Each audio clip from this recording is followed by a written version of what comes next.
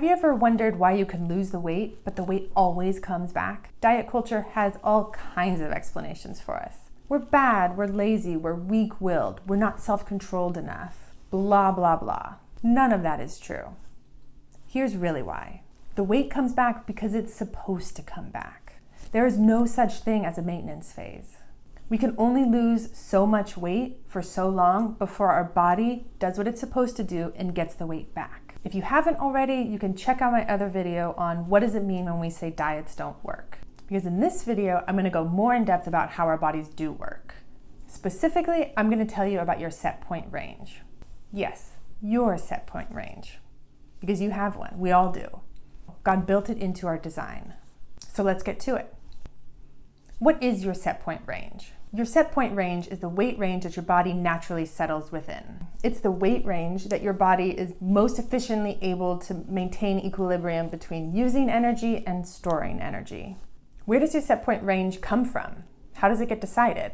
The short answer is God. He picked it for you like he picked your eye color, hair color, skin color, height, body shape. While it's unique to you and built into your design, there's probably some resemblance to your family. How does your set point range work? Can you go outside of it? You can easily fluctuate inside your set point range, but it's not that easy to go outside of it, and it's especially difficult to stay outside of it. It's probably easier to move outside of your set point range if it's the first or second time that you've gone out of it. So maybe the first time you dieted, or time when you were younger and you were really sick, or had some other big life change. But once you've gone outside of your set point range a couple of times, it gets harder and harder to move outside of it. Your body starts anticipating the weight loss. It's ready for that energy deficit, and it does everything that it can to stop it before it even begins. So that might be what you're seeing if you've been dieting for decades and it gets harder and harder to keep the weight off, or even to lose the weight in the first place. So what happens when you do lose weight and you drop below the bottom of your set point range? When that happens, your body has a complex set of systems that activate in order to push you back up into your set point range. How does it do that? Well, at first, it tries to let you know that there's a problem. It tries to enlist your voluntary participation to get back into your set point range. At that point, you get hungrier, and you have to eat a lot more before you feel full. You start thinking obsessively about food. Food starts sounding and smelling and tasting more appealing. And you crave more carbs and sugar, because that's the quickest way to get energy into your body. And that's your body's preferred source of energy. If that doesn't work and you don't give your body what it's asking for, then it'll withhold energy. It'll make you more tired and lethargic so that you move less and expend less energy. And if you still don't give your body what it's asking for, if you're able to white knuckle it and stick to your diet and your exercise, then your body's going to amp up the involuntary processes.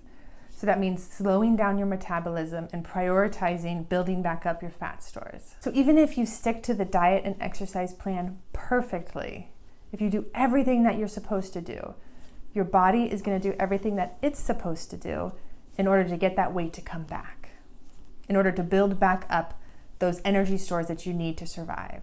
So here's something that's good to know about your set point range. It can move, and it more easily moves upwards than downwards.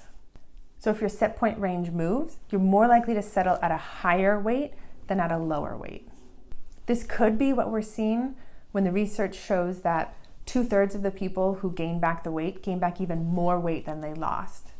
That could be us settling at a higher set point range. Why is that? It's because your body is not concerned about losing weight. That's not your body's job. Your body's job is to make sure that you have enough energy stores to keep you alive and functioning. Your body can survive just fine with excess energy stores, but it cannot survive without enough energy. So that was a lot of information. But here are two big takeaways that I hope that you get out of this video. The first is that your body knows what weight it needs to be at any given moment. God designed your body to think about your weight for you so that you don't have to. The second one is that you're not in control of your weight. You didn't do anything wrong. It's not your fault that the weight came back. The weight came back because it was supposed to come back. That's your body taking care of you. So why have we all been blaming ourselves then? The answer? Weight stigma. But that's a topic for another video. So if you like this video and you want more like it, then please like and subscribe. Does learning about your set point range make more sense of your experience? Let me know in the comments.